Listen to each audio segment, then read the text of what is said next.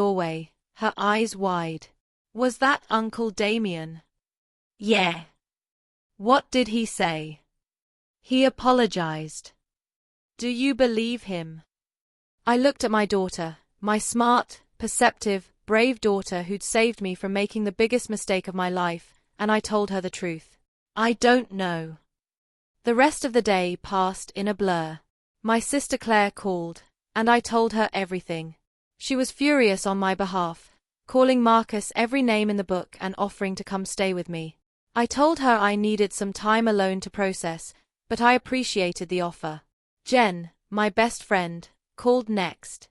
She'd heard through the grapevine. Marcus had apparently told his friend, who'd told his wife, who'd told Jen. The speed of gossip never ceased to amaze me. "Are you okay?" Jen asked, her voice thick with concern. "No," I said honestly. "I'm really not." "Do you need me to come over? I can bring wine and ice cream and we can trash talk Marcus until you feel better." I almost smiled. "Maybe later. Right now I need to figure some things out." "Okay. But Ava." "Yeah.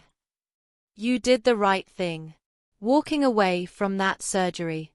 Don't let anyone make you feel guilty about it." "I don't feel guilty," I said, and I was surprised to realize it was true. "I feel angry." "Good. Be angry. You're entitled to that." After we hung up, I went back to my laptop. I needed information. I needed to understand the full scope of what Marcus had been hiding.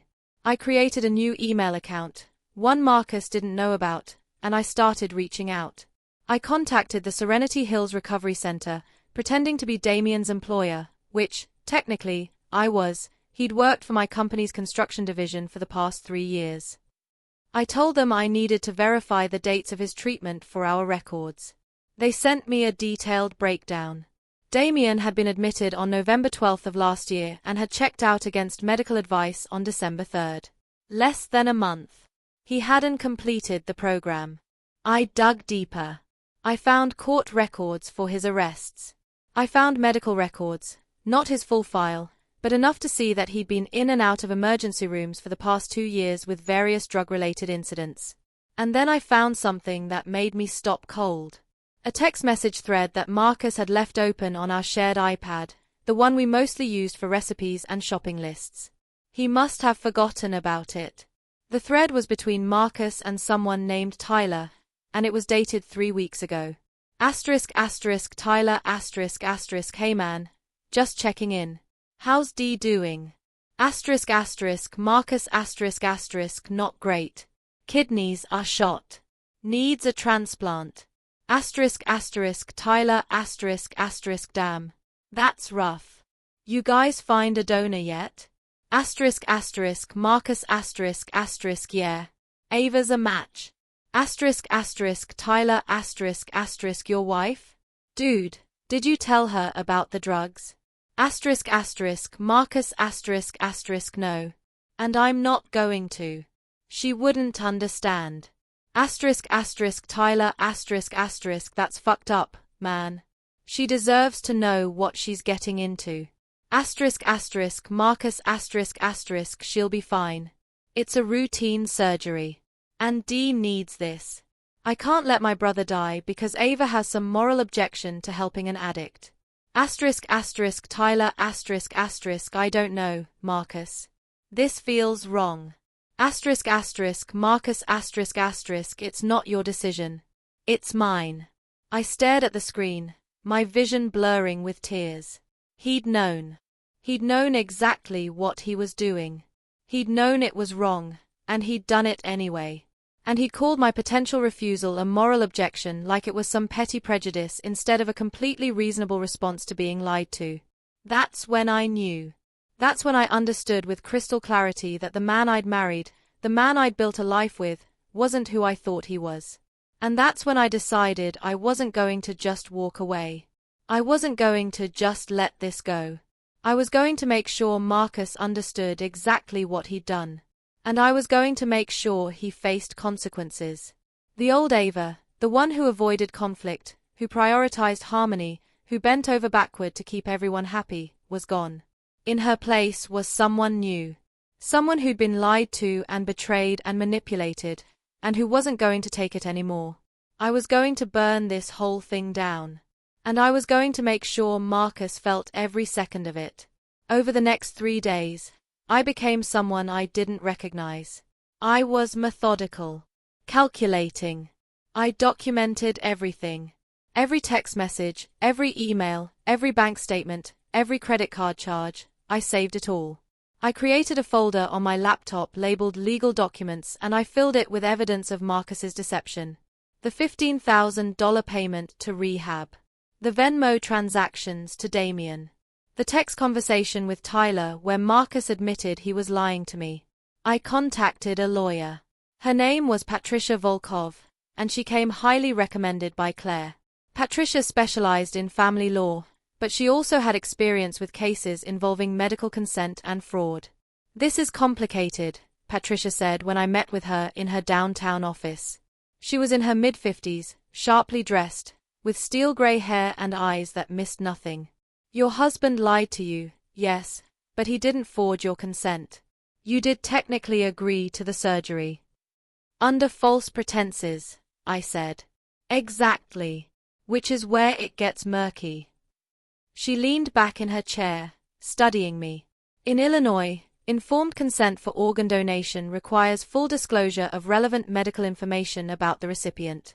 The fact that your husband withheld critical information about his brother's drug use, information that directly caused the kidney failure, could potentially constitute fraud or coercion. My heart leapt. So I have a case. Possibly. But here's the thing, Ava, do you want to pursue legal action against your husband? Because that's what we're talking about.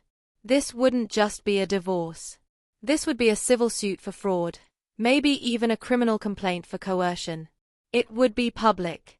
It would be messy. And it would destroy any chance of reconciliation. I thought about Marcus's face when he'd begged me for another chance. I thought about the 15 years we'd spent together, the life we'd built, the daughter we'd raised. And then I thought about him typing those words, asterisk she wouldn't understand dot asterisk. I want him to pay, I said quietly.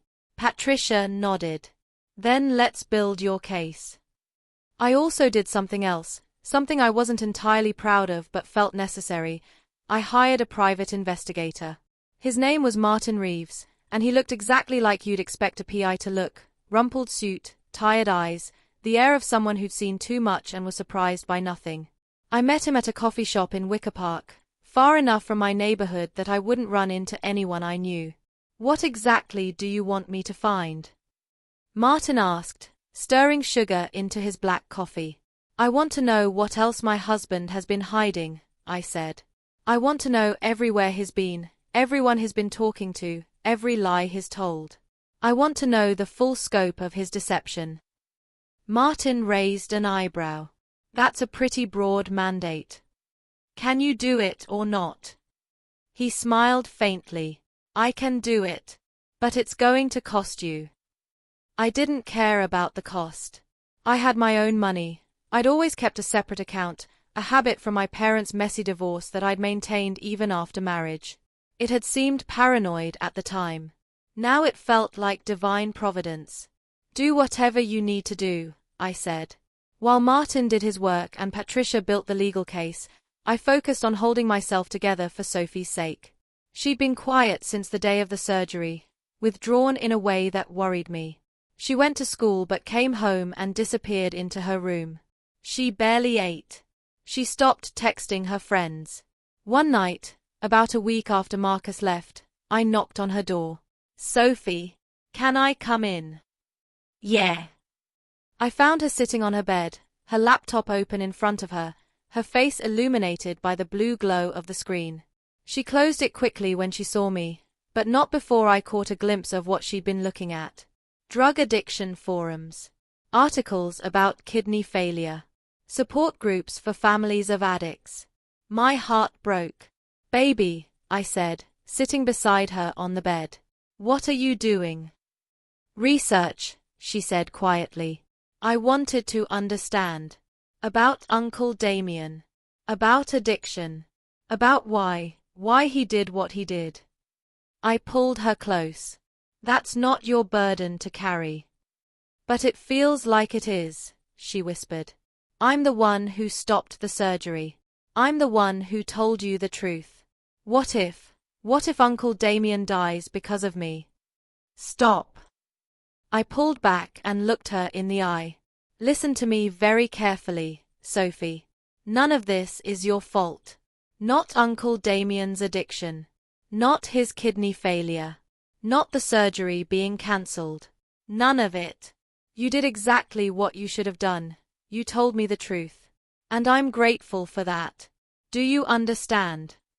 She nodded, but I saw the doubt in her eyes. Sophie, what you did took incredible courage. Most people would have stayed quiet, would have convinced themselves it wasn't their business. But you spoke up. You saved me from making a decision I would have regretted for the rest of my life. But what if I was wrong? Her voice was small, scared. What if I shouldn't have said anything?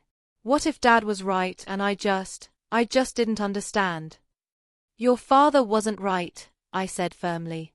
What he did was wrong. Lying to me was wrong. Manipulating me was wrong. And trying to make you feel guilty for telling the truth is wrong. You did nothing that you need to apologize for. She started crying then, deep, heaving sobs that shook her whole body. I held her and let her cry, and I hated Marcus in that moment more than I'd ever hated anyone. Because he'd done this. He'd put this weight on our daughter's shoulders. He'd made her feel responsible for his lies. And he was going to pay for that. Marcus kept calling, kept texting. The messages started desperate and evolved into angry. Marcus I can't believe you're doing this. I can't believe you're throwing away our entire marriage over one mistake. Marcus Sophie needs her father. You're being selfish. Marcus fine. Don't answer. But you can't avoid me forever. We need to talk about this like adults. Marcus Damien's getting worse. His doctor says he has maybe 2 months without a transplant. His blood is on your hands now, Ava. I hope you can live with that. That last message made me see red. I called Patricia immediately. He's trying to guilt-trip me, I said, my voice shaking with rage. He's trying to make me feel responsible for his brother's death. Save the messages, Patricia said calmly. All of them. They're evidence of continued manipulation and harassment. We can use them. I saved everything. Martin called me 10 days after I'd hired him. I've got something, he said. Can you meet? We met at the same coffee shop. Martin slid a manila folder across the table to me.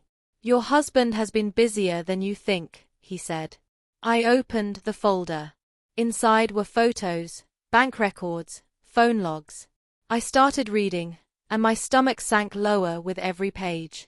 Marcus had taken out a second mortgage on our house 3 months ago. $40,000. I'd never seen the paperwork, never signed anything, which meant he'd forged my signature.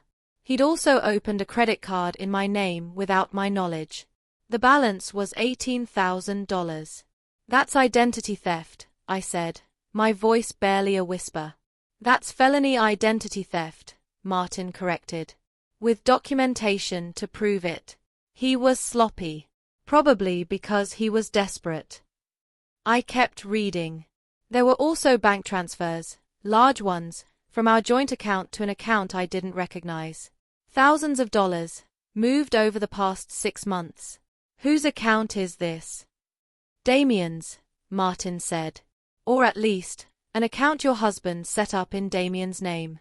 He's been funneling money to his brother for months, probably to pay for drugs, legal fees, medical bills. Hard to say exactly where it all went. I felt like I was going to be sick. How much? Total. Martin did a quick calculation.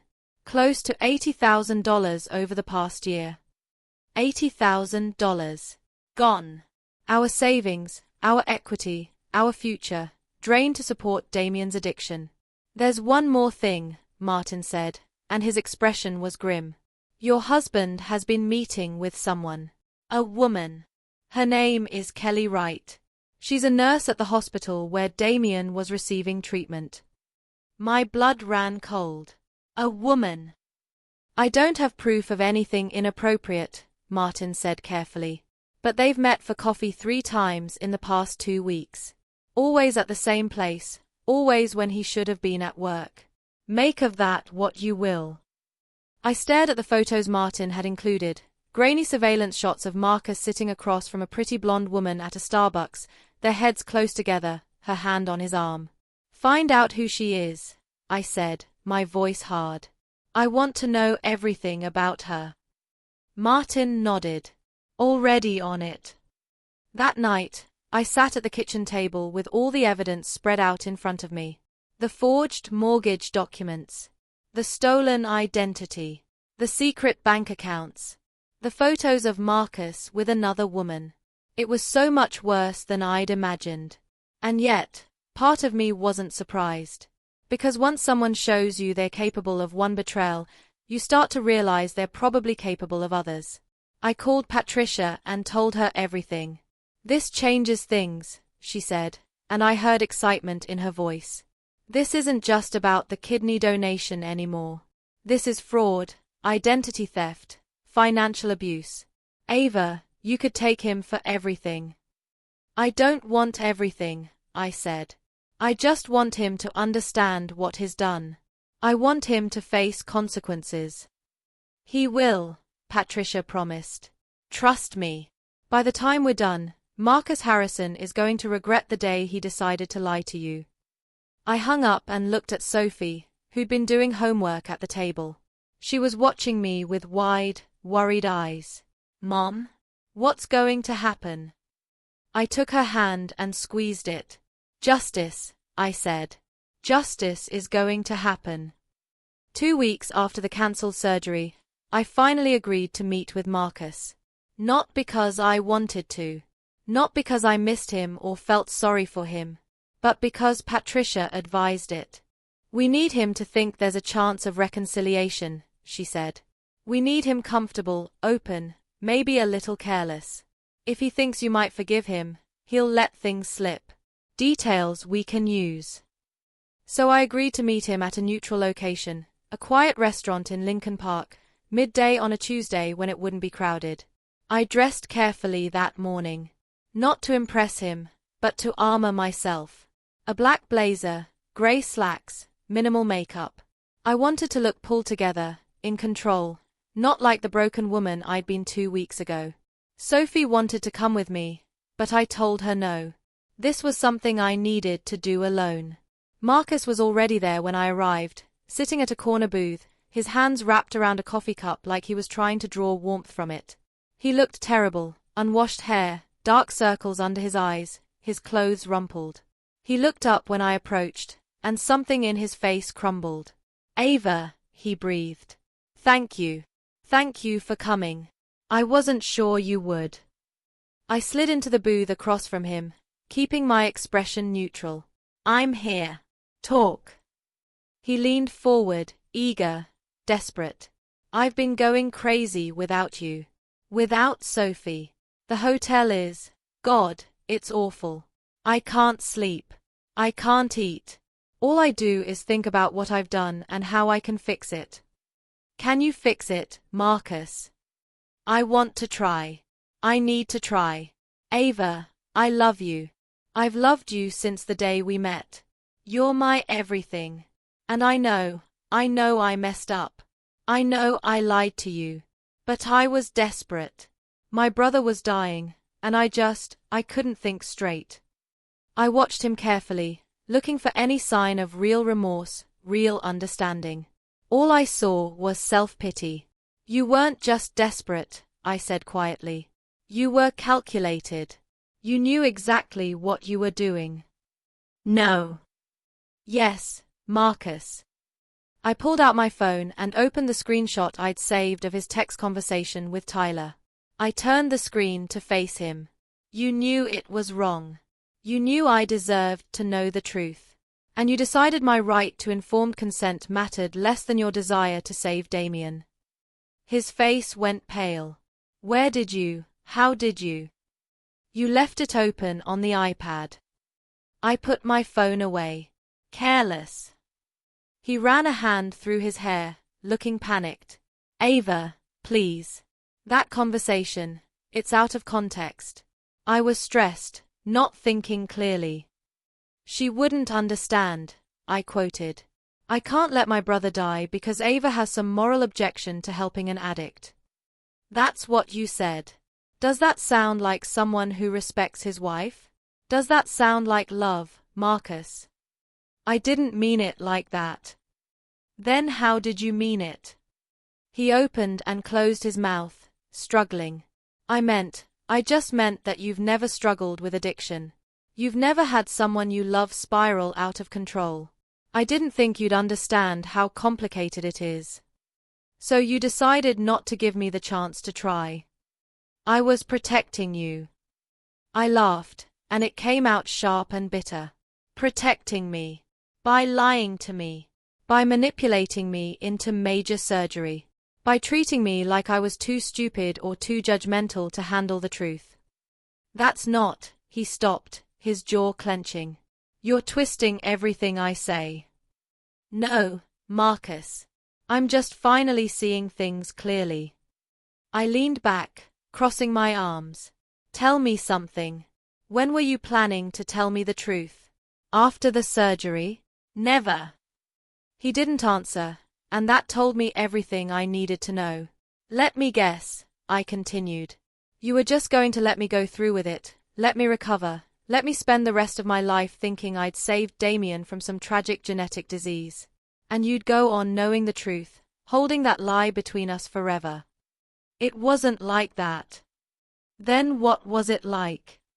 My voice rose despite my best efforts to stay calm. Explain it to me, Marcus. Make me understand how you justified this to yourself. He was quiet for a long moment, his eyes fixed on the table. When he finally spoke, his voice was barely a whisper. I thought if you knew, you'd judge him. You'd judge me. You'd say we didn't deserve your help. And maybe you'd be right. Maybe we don't deserve it. But he's my brother, Ava. He's the only brother I have. And I've already lost so much time with him to his addiction. I couldn't lose him completely. There it was.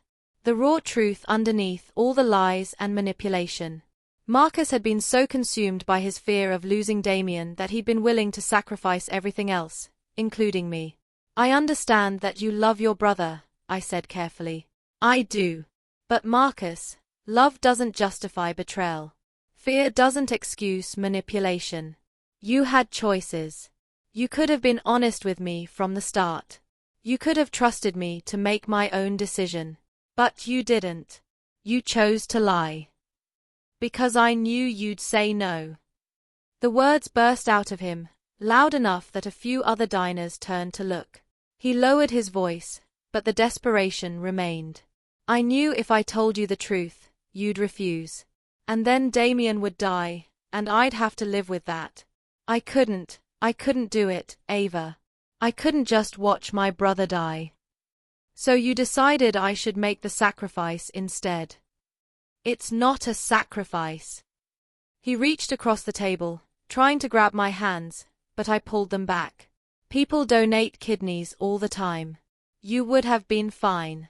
You would have recovered. You would have spent the rest of my life with one kidney because your brother couldn't stop using drugs, I finished. Would have carried the physical and emotional burden of that choice. Would have done all of that based on a lie. Marcus's face crumpled. I'm sorry. God, Ava, I'm so sorry. I was wrong. I know I was wrong. But please don't give up on us. We can get through this. We can go to counseling, work on rebuilding trust. Trust.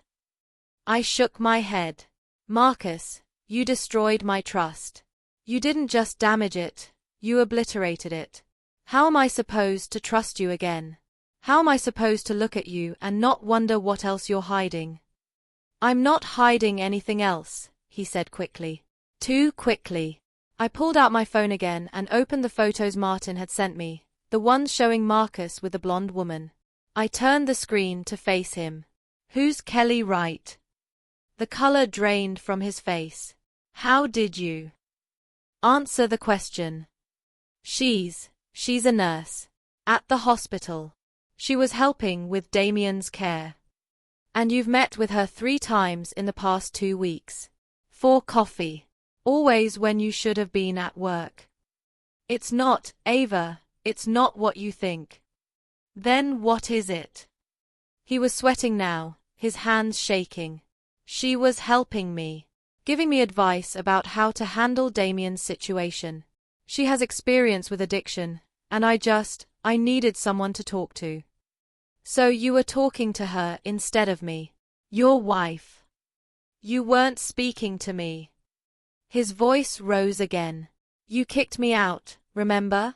You wouldn't answer my calls, wouldn't respond to my texts. I was alone, Ava. I needed support. So you found it with another woman. It wasn't like that. We were just talking. That's all. I studied his face, looking for signs of deception. I saw guilt there, shame, but I couldn't tell if it was guilt about an affair or just guilt about being caught meeting with her.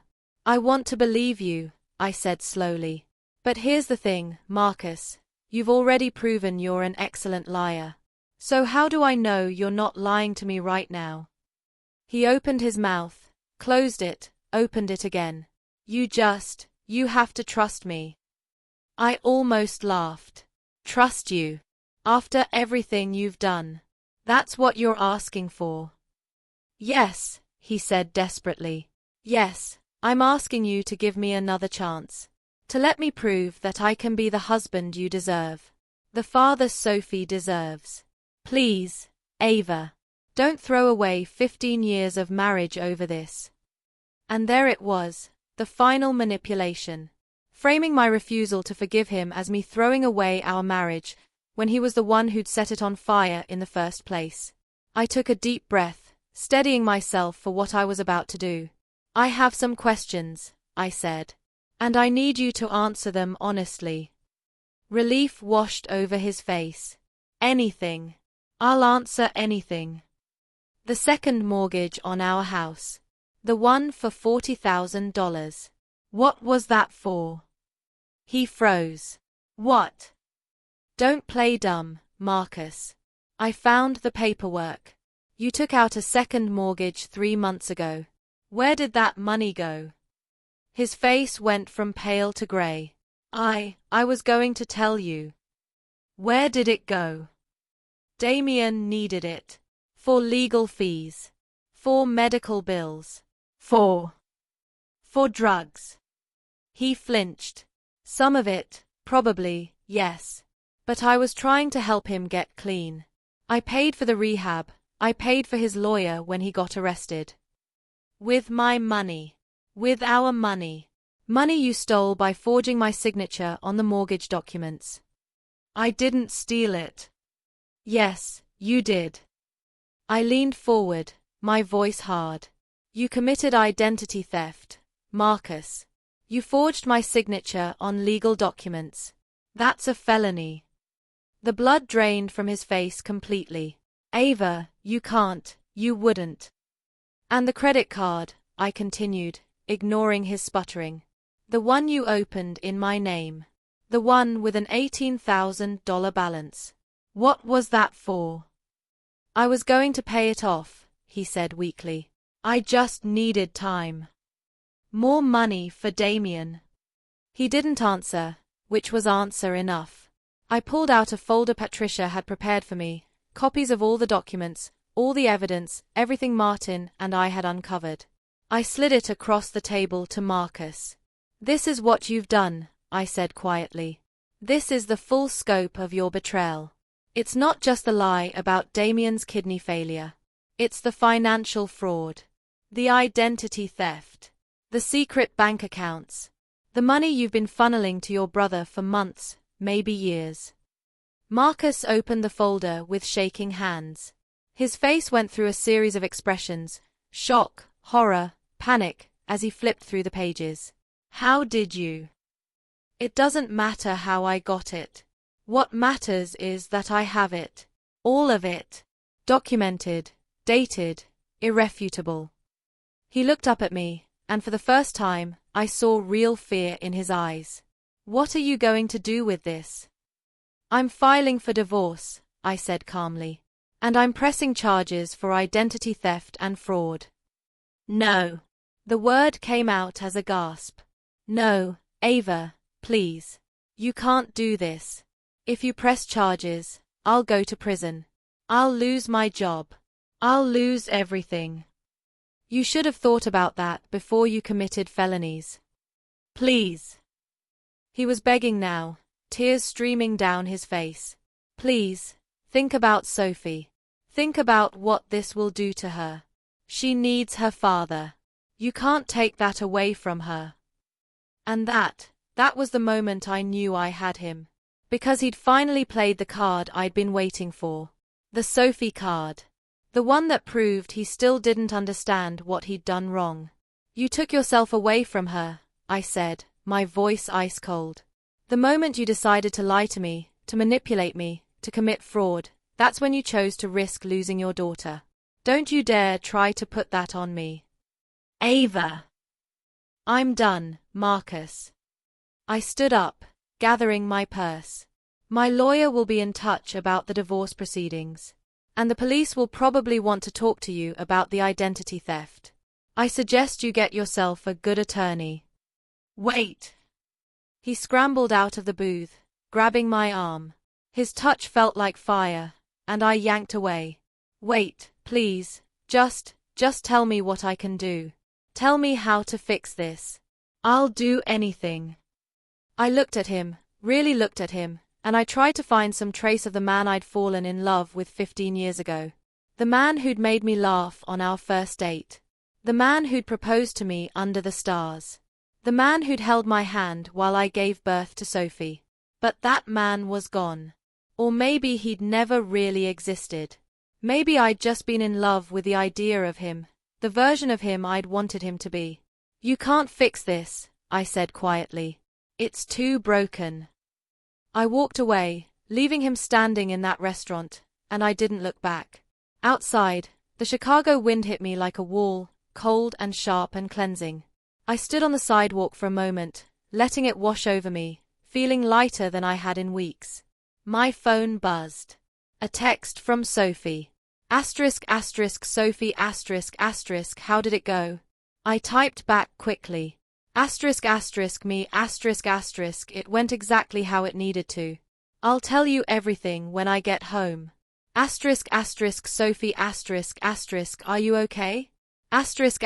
Me yeah, baby. I think I finally am. Because here's what I'd realized during that conversation with Marcus. I didn't need his apology. I didn't need his understanding. I didn't need him to admit what he'd done or to grovel for forgiveness. I just needed him to face consequences. And he was about to. If you've ever confronted someone who wronged you, if you've ever looked your betrayer in the eye and refused to let them manipulate you anymore, you know the feeling I had walking away from that restaurant. It's power. It's freedom.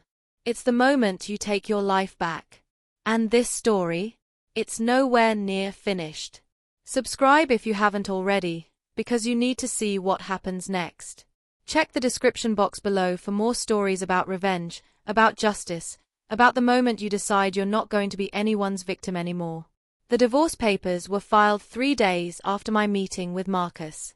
Patricia was efficient, ruthless even, in a way that made me grateful she was on my side. She compiled everything, the evidence of financial fraud, the forged signatures, the secret bank accounts, into a legal filing that read like a crime novel. Marcus was served at his office on a Tuesday morning. I know this because his secretary called me, her voice hushed and uncomfortable, to tell me that Marcus had caused a scene when the process server showed up. Apparently, he'd refused to sign, had yelled about how this was all a misunderstanding, had to be escorted out by security. I felt nothing when she told me. No satisfaction, no guilt, no sadness. Just a cold, calm certainty that I was doing the right thing. The criminal complaint was filed the next day. Identity theft, fraud, forgery, 3 felonies that could put Marcus away for years if he was convicted. Patricia had connected me with a prosecutor named James Rodriguez, who seemed genuinely excited about the case. Open and shut, he said when we met in his office. The documentation is solid. Your husband was sloppy, overconfident. He never expected to get caught. What happens now? I asked. We issue a warrant. He'll be arrested, arraigned, probably released on bail. Then it's just a matter of building the case for trial. But honestly, with evidence this strong, I'd bet on a plea deal. He'll want to avoid prison time. And if he doesn't take a deal? James smiled grimly.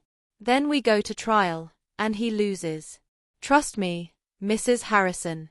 Your husband is going down. I should have felt vindicated. I should have felt triumphant. Instead, I just felt tired. Marcus was arrested on a Thursday, 2 weeks after the cancelled surgery. I wasn't there, but I saw the photos online. Someone had tipped off the press, probably someone from the police department looking for their 15 minutes of fame. There was Marcus, being led out of his office in handcuffs, his face a mask of shock and humiliation. The headline read, "Local executive arrested for identity theft and fraud." Within hours, the story had spread. Local news picked it up. Then regional news. By that evening, it was trending on social media, with people I'd never met weighing in on my marriage, my life, my decisions. Some people were supportive, good for her. He deserves everything he gets. Others were critical, she's destroying her own family over money. What about their daughter? And some were just cruel, she must be cold-hearted to let her brother-in-law die and then have her husband arrested. I stopped reading after that. Stopped checking social media, stopped watching the news. I focused on Sophie, on work, on putting one foot in front of the other. But the damage was done. The story was out there, and it wasn't going away. Sophie handled it better than I expected. Or maybe she was just good at hiding how much it hurt. She went back to school the week after Marcus's arrest, and within days, she was coming home with stories about classmates asking invasive questions, teachers giving her pitying looks, whispers in the hallways. "They're calling you Ice Queen on TikTok," Sophie told me one night over dinner. Her voice was casual, but I saw the hurt in her eyes. Ice Queen. Because you had Dad arrested. Because you wouldn't give Uncle Damien your kidney. They're making videos about you, Mom. Saying you're heartless. My chest tightened. Do you think I'm heartless? She looked at me, her green eyes, my eyes, steady and sure. No. I think you're the strongest person I know. I reached across the table and squeezed her hand. I'm sorry you're dealing with this. It's not your fault. It's Dad's. She said it matter-of-factly, like it was the most obvious thing in the world. He's the one who lied. He's the one who stole from you. He's the one who got arrested. You're just standing up for yourself. Out of the mouths of 12-year-olds. Marcus tried to contact me through intermediaries, his parents, his friends, even his lawyer at one point. The message was always the same, please drop the charges. We can work this out. Think of Sophie. Think of the family. I ignored them all. But then Damien called. I hadn't spoken to him since that brief conversation after the cancelled surgery. I'd blocked his number, blocked him on social media, cut off all contact. But he found a way. He called from the hospital's main line, and I answered without thinking. Ava. His voice was weaker than before, raspier. Please don't hang up. I should have. I should have ended the call immediately. But something in his voice stopped me. What do you want, Damien? I'm dying.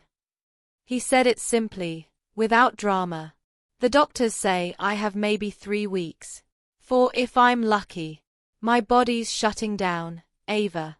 And I need to say something before I go. Then say it. I'm sorry. His voice cracked. I'm sorry for everything. For lying to you. For letting Marcus lie to you. For putting you in that position. You deserved better. You deserved the truth. I closed my eyes, fighting back the wave of emotions threatening to overwhelm me. Anger, sadness, grief for the man he used to be, for the relationship we'd had before drugs and lies destroyed everything. Why are you calling me, Damien? Because I need you to know something. He took a shaky breath. Marcus didn't do what he did because he's a bad person. He did it because he loves me. Too much, maybe. He couldn't let me go. And I took advantage of that. I manipulated him, guilt him into helping me even when he shouldn't have. This is my fault, Ava. All of it. If you're going to hate someone, hate me. But please don't destroy Marcus because of my mistakes. Marcus destroyed himself, I said quietly. He made choices. He lied, he stole, he committed crimes. Those were his decisions, not yours. But he did them for me. That doesn't make them okay, I interrupted. Damien, I'm sorry you're dying. I truly am. But that doesn't mean Marcus should be exempt from consequences. He's going to lose everything, Damien whispered. His job, his reputation, maybe his freedom. And for what? For trying to save his brother. For committing felonies, I corrected. For betraying his wife. For putting his brother's needs above everyone else's, including his own daughter. Silence on the other end of the line. Then, you've changed, Ava. Yes, I agreed. I have. The old Ava would have forgiven him. The old Ava was a doormat, I said, and the words tasted like truth. The old Ava let people walk all over her because she was too afraid of conflict to stand up for herself. But she's gone now. And I'm not apologizing for that. I'm not asking you to apologize. His breathing was labored now, painful to listen to. I'm just asking you to remember that Marcus loves you. That Sophie needs her father. That mercy is a virtue too. So is justice, I replied. We sat in silence for a moment. Then Damien said, I'm going to die knowing I destroyed my brother's life. I hope you can live with knowing you finished the job. He hung up before I could respond. I sat there with the phone in my hand, Damien's words echoing in my head. Asterisk, I hope you can live with knowing you finished the job. Asterisk. Could I? That night, I couldn't sleep. I lay in bed staring at the ceiling, turning everything over in my mind. Damien's call. Marcus's arrest. The divorce. The criminal charges. Sophie's face when she told me about the TikTok videos. Was I going too far? Was I destroying my own family out of spite? No, a voice in my head insisted. You're standing up for yourself. You're refusing to be manipulated. You're teaching Sophie that actions have consequences. But another voice whispered, at what cost? I got up and went downstairs. I poured myself a glass of water and sat at the kitchen table, and that's when I saw it, a letter, slipped under the front door. I opened it with shaking hands. Asterisk Ava, asterisk. Asterisk, I know you don't want to hear from me. I know I've lost the right to ask anything of you. But I'm begging you, please drop the charges. I'll sign whatever divorce papers you want. I'll give you full custody of Sophie. I'll pay back every cent I took. I'll do whatever it takes to make this right. Asterisk. Asterisk, but please don't send me to prison. Please don't do this to Sophie. She needs her father, even if you don't need me anymore. Asterisk. Asterisk, I love you. I've always loved you.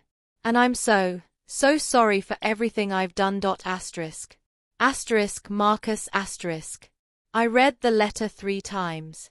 Then I folded it carefully, put it back in the envelope, and added it to the folder of evidence Patricia was building. Because here's what Marcus still didn't understand. This wasn't about him anymore. It wasn't about revenge or punishment or even justice. It was about me. About reclaiming my power. About refusing to let someone else's guilt or manipulation dictate my choices. Marcus had made his decisions. Now I was making mine. And I was going to see this through to the end, no matter what it cost. The preliminary hearing was scheduled for early October, about 6 weeks after Marcus's arrest. Patricia prepped me extensively, drilling me on what to expect, how to answer questions, how to maintain composure under cross-examination. She also warned me that Marcus's defense attorney, a slick corporate lawyer named Derek Finch, would try to paint me as vindictive, as a woman scorned who was using the legal system to exact revenge on her husband. "Let him try," I said. "The evidence speaks for itself." The morning of the hearing, I dressed carefully. Another blazer, this time navy blue. Pearl earrings my mother had given me. Hair pulled back in a neat bun. I looked professional, composed, unshakable. Sophie wanted to come, but I said no. This wasn't something a 12-year-old needed to witness. The courthouse was downtown, a gray stone building that looked like it had stood there since the city's founding. Inside, it smelled like old paper and anxiety. Patricia met me in the hallway outside the courtroom, looking sharp in a black pantsuit. "Ready?" she asked. "As I'll ever be." We walked in together. The courtroom was smaller than I'd expected, with wooden benches and fluorescent lighting that made everyone look slightly jaundiced.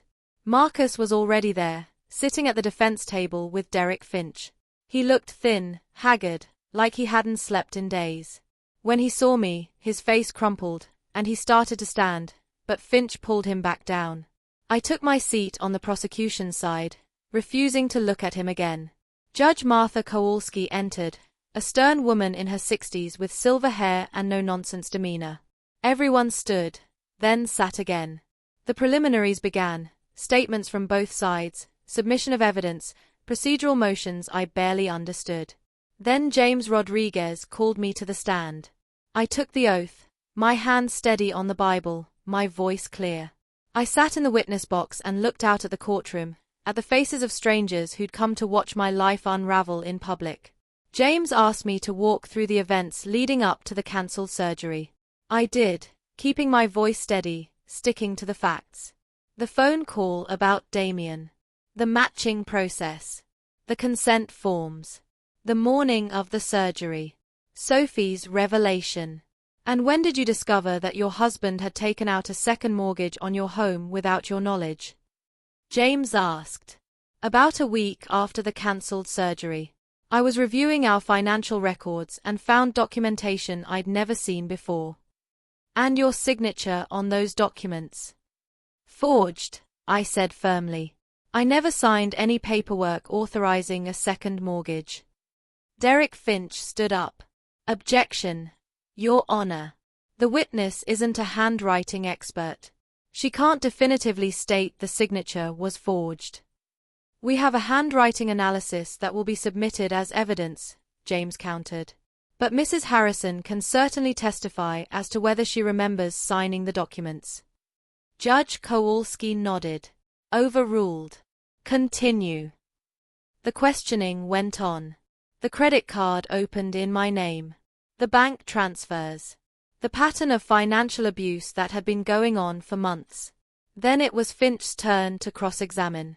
He stood up slowly, straightening his tie, and approached the witness box with a smile that didn't reach his eyes.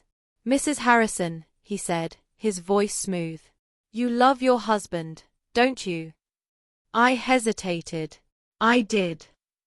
"And you loved his brother, Damien?" "Yes." "So when you discovered that Damien needed a kidney transplant, you immediately agreed to be tested as a potential donor. Is that correct?" "Yes." "And when you were informed you were a match, you agreed to proceed with the donation surgery. Correct?" "Yes, but—" "Just yes or no, please." Patricia stood up. "Your Honor, counsel is badgering the witness." "Mr. Finch, let her finish her answers," Judge Kowalski said.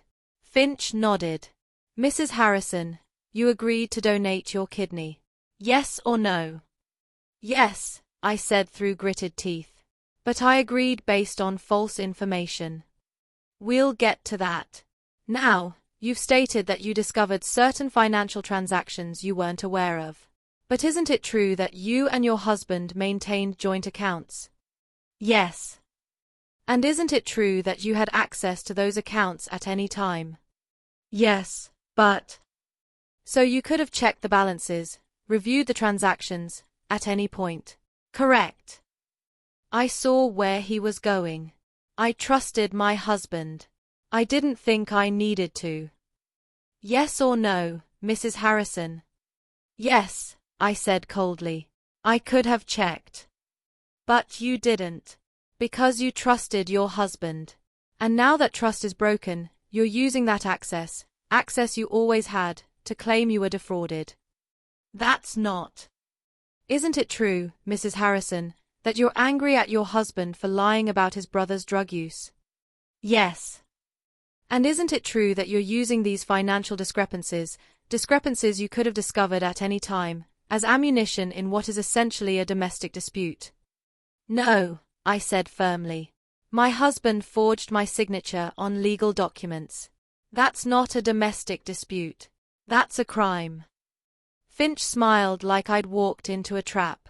A crime you only discovered after you became angry about the kidney donation issue. How convenient. Patricia was on her feet again. Objection. Counsel is testifying. Sustained, Judge Kowalski said. Mr. Finch, ask questions, don't make statements. But the damage was done. Finch had planted the seed, that I was vindictive, that I was weaponizing the legal system because I was mad at Marcus. The rest of the cross-examination was more of the same.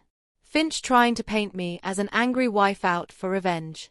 Me trying to stay calm, to stick to the facts, to not let him get under my skin. When I finally stepped down from the witness box, I felt wrung out, exhausted. The hearing continued with testimony from the handwriting expert, who confirmed that my signature on the mortgage documents had been forged. Then a financial analyst who walked through the unauthorized transactions. Then character witnesses, my sister Claire, my friend Jen, who testified about my emotional state after discovering the lies. Derek Finch called his own witnesses. Marcus's mother, Linda, who testified through tears about what a good son Marcus was, how much he loved his family, how he'd only been trying to save his brother's life.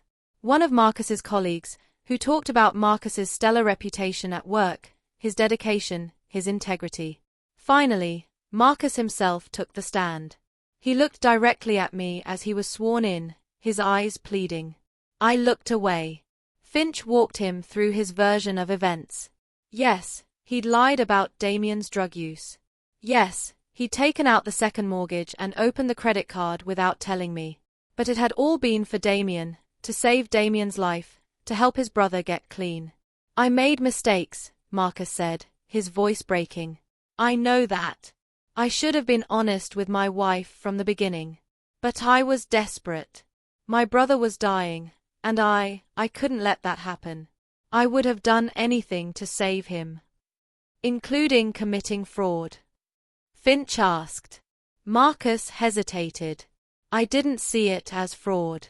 I saw it as using our resources to save a life. Ava and I have been married for 15 years.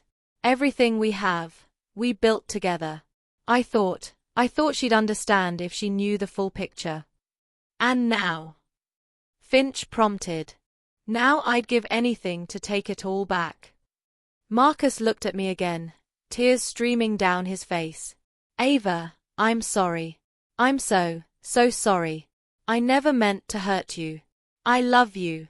I love Sophie. You're my whole world. And I don't know how to fix this, but I'll spend the rest of my life trying if you'll just give me a chance. The courtroom was silent. I felt eyes on me, waiting to see my reaction. I felt nothing. James Rodriguez had his turn to cross-examine.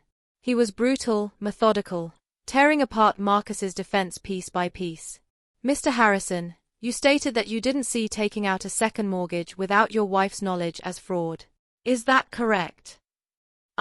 Yes. And did you sign your wife's name on those documents? Yes, but… Did you have her permission to do so? No. So you forged her signature? Yes or no? Marcus's jaw clenched. Yes.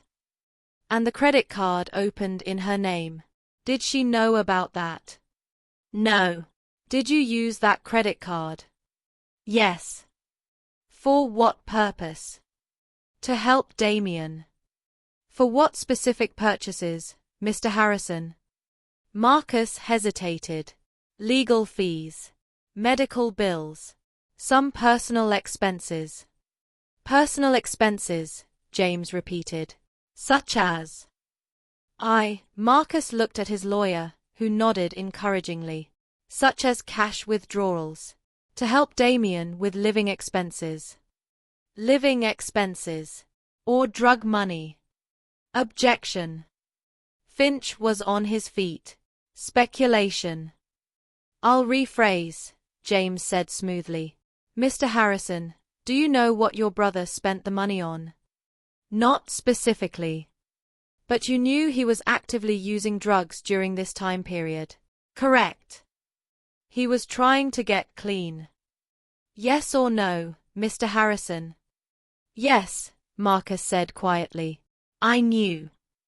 James let that hang in the air for a moment. Then, Mr. Harrison, do you love your wife? Yes. More than anything. And do you believe you betrayed her trust? Yes. Do you believe you manipulated her into nearly undergoing major surgery based on false pretenses? Marcus's face crumpled. I didn't mean to manipulate her. I just wanted to save my brother. But you did manipulate her. Yes or no? Yes, Marcus whispered. No further questions. The hearing ended shortly after that. Judge Kowalski said she'd review the evidence and issue a ruling within 2 weeks on whether there was enough probable cause to proceed to trial. Patricia and I walked out of the courtroom together. Outside, reporters were waiting, cameras flashing, questions being shouted. Mrs. Harrison, do you feel vindicated? Mrs. Harrison, do you have any regrets? Mrs. Harrison, what do you say to people who think you're being too harsh? Patricia fielded them while I walked to my car, head down, ignoring the chaos. But one question followed me. Mrs. Harrison, Damien Harrison is reportedly in critical condition. If he dies, how will you feel knowing you could have saved him? I stopped, turned around, looked directly at the reporter who'd asked. I'll feel, I said clearly, like a woman who refused to be manipulated into sacrificing her body for someone else's choices. Then I got in my car and drove away. That night, Sophie and I ordered Chinese food and watched old movies, not talking about the hearing, not talking about Marcus, just existing together in our new normal. Right before bed, Sophie hugged me tight and whispered, "I'm proud of you, Mom." And I realized that maybe, just maybe, I was proud of myself too. Damien Harrison died 3 weeks after the preliminary hearing. I found out through a text from Marcus's mother, Linda. Just 4 words. Damien passed this morning. I sat in my office, staring at the message, waiting to feel something. Grief. Guilt. Regret. But all I felt was a dull, distant sadness for the man Damien used to be, before drugs consumed him, before he became someone I no longer recognized. I didn't go to the funeral. I sent flowers, white lilies, traditional and impersonal, with a card that read simply, my condolences. Patricia advised against going, said it would be too emotionally fraught, that Marcus's family might use it as an opportunity to confront me. She was probably right. Sophie asked if she could go, and after a long conversation about whether she was ready for that, I let her. My sister Claire took her. Sophie came home red-eyed and quiet, and she didn't want to talk about it. I didn't push. The news of Damien's death reignited the media frenzy. Suddenly, I was the villain again, the heartless woman who'd let her brother-in-law die rather than donate a kidney. Think pieces appeared online. When is it okay to say no to organ donation, and the ethics of conditional mercy, and how one woman's revenge killed a man. I stopped reading them. Stopped watching the news. Stopped checking social media. I focused on work, on Sophie, on rebuilding the life that Marcus had tried to destroy. Judge Kowalski issued her ruling 2 days after Damien's funeral. There was sufficient probable cause to proceed to trial on all charges: identity theft, fraud, and forgery. Marcus's bail was set at $50,000, which his parents posted within hours. But something shifted after Damien's death. The fight seemed to go out of Marcus. Derek Finch called Patricia a week later with an offer. Marcus would plead guilty to reduce charges in exchange for probation, community service, and mandatory restitution of all the money he'd taken.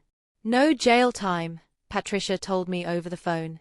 He'd have a criminal record, lose his professional licenses, probably have trouble finding work. But he wouldn't go to prison. What do you think I should do? I asked. That's not my decision to make, she said carefully. But I will say this: if we go to trial, there's a good chance he's convicted on the felony charges. He could serve 2 to 5 years. Is that what you want? I thought about Sophie, about how she'd already lost her uncle. Did she need to lose her father too, at least for several years? I thought about Marcus, broken and grieving, having lost his brother and his marriage in the span of a month. I thought about myself, about what I'd set out to accomplish when I started down this path. I want him to understand what he did, I said finally. I want him to face real consequences. But I don't need him to go to prison to achieve that. So you'll accept the plea? On one condition, I said. I want a formal apology. Not in private, not in a letter. I want him to stand up in court, in front of everyone, and acknowledge what he did. I want him to admit he manipulated me, that he committed fraud, that he betrayed my trust. I want it on the record.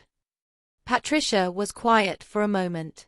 Then, I'll make it happen. The plea hearing was scheduled for November 15th, almost 3 months to the day after the cancelled surgery. The courtroom was packed. Reporters, curious onlookers, Marcus's family, my family. Sophie sat beside me, holding my hand. She'd insisted on coming this time, said she needed to hear what her father had to say. Marcus entered in a suit that hung loose on his frame, his face gaunt and aged. He didn't look at me as he took his place at the defense table. Judge Kowalski called the court to order. The prosecutor read the plea agreement: guilty pleas to misdemeanor fraud and identity theft, with the felony charges dropped. 3 years probation. 200 hours of community service. Full restitution of $80,000 to be paid over 5 years. And the apology. Mr. Harrison, Judge Kowalski said, her voice stern. Before I accept this plea, I need to hear from you. I need to understand that you comprehend the gravity of what you've done.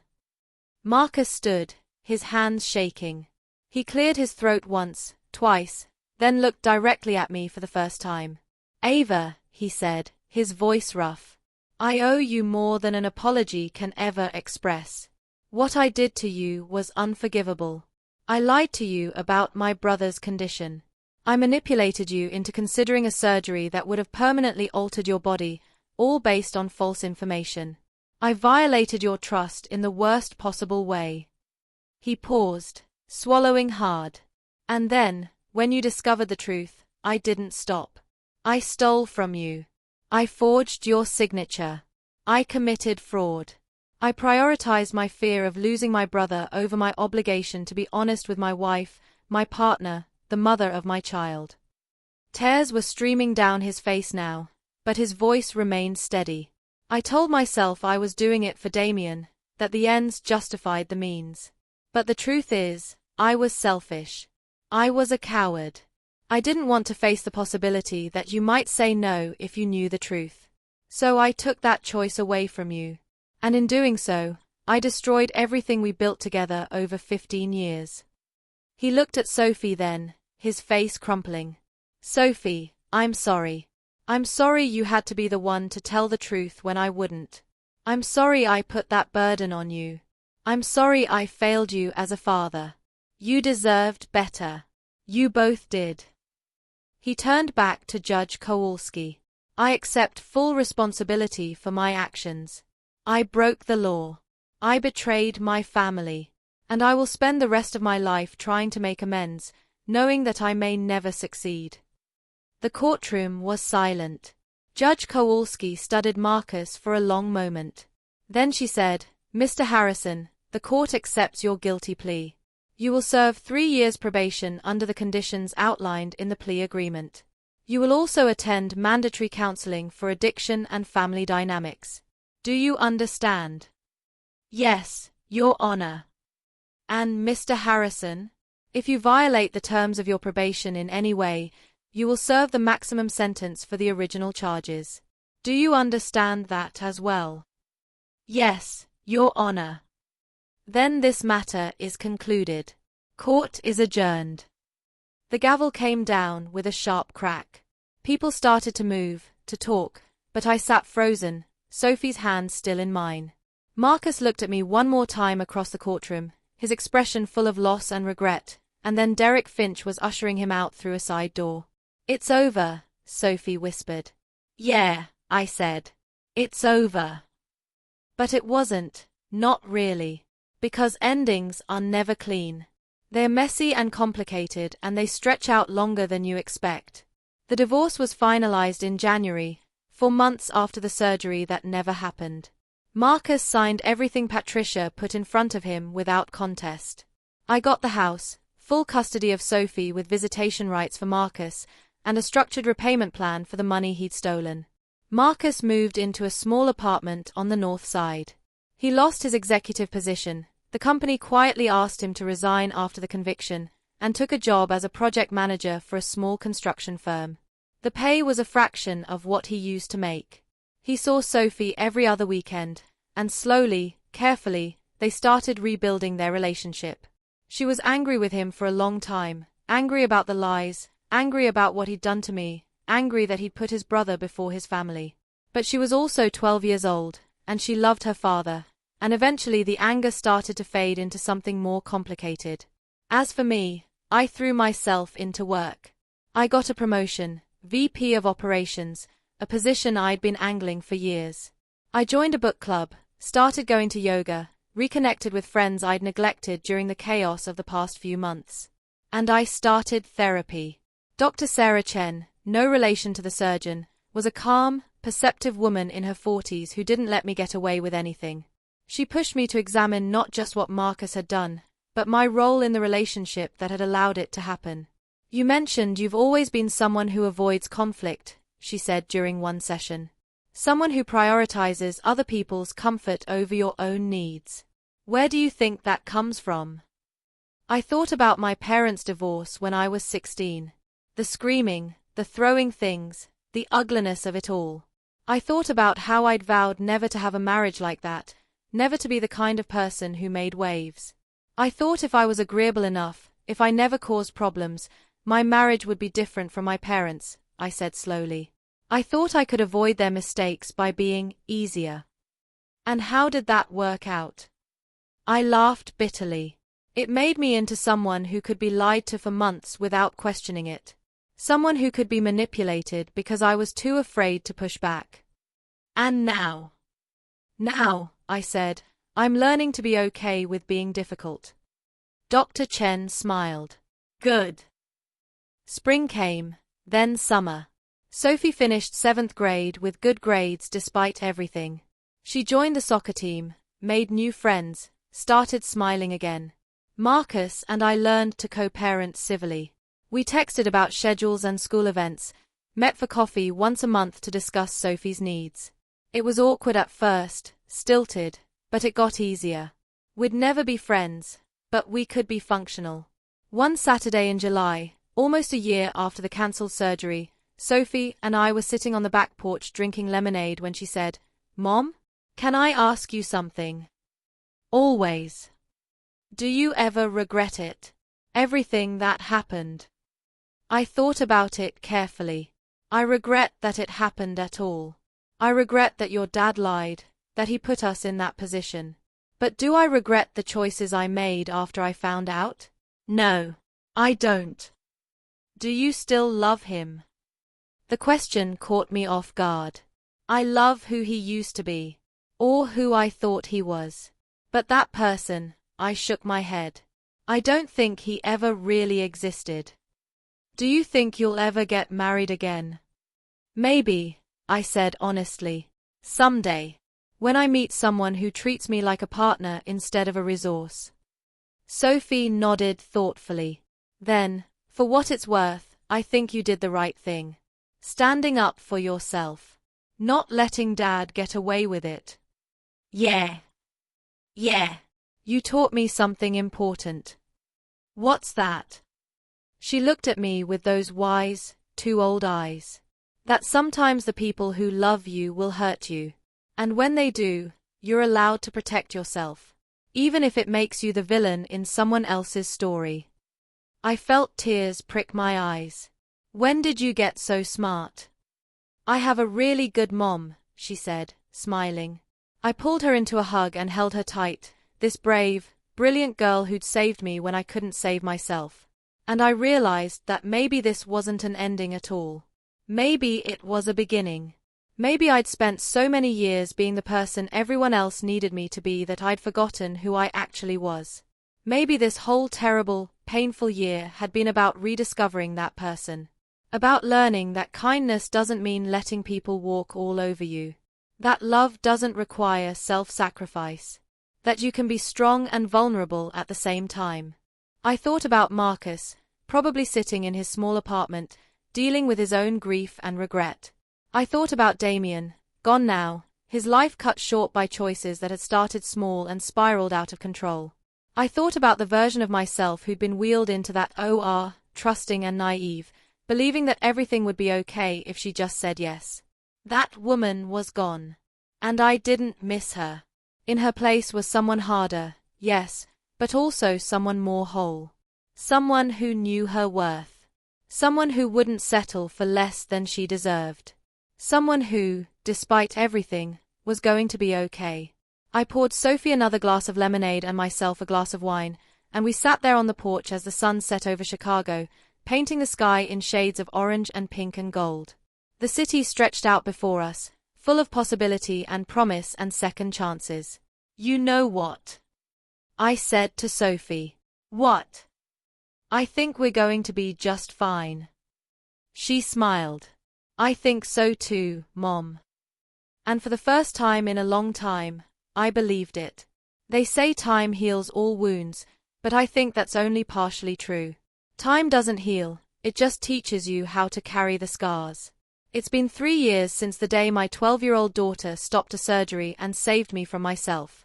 3 years since I discovered that my husband had been lying to me, manipulating me, stealing from me. 3 years since everything I thought I knew about my life turned out to be built on sand. Sophie's 15 now, thriving in high school, talking about colleges she wants to visit. She sees her father regularly, and their relationship has evolved into something that works for them. Not perfect, but honest in a way it never was before. Marcus completed his probation without incident. He's still paying back the money, $1,333 a month like clockwork. He has a steady job, a small but stable life.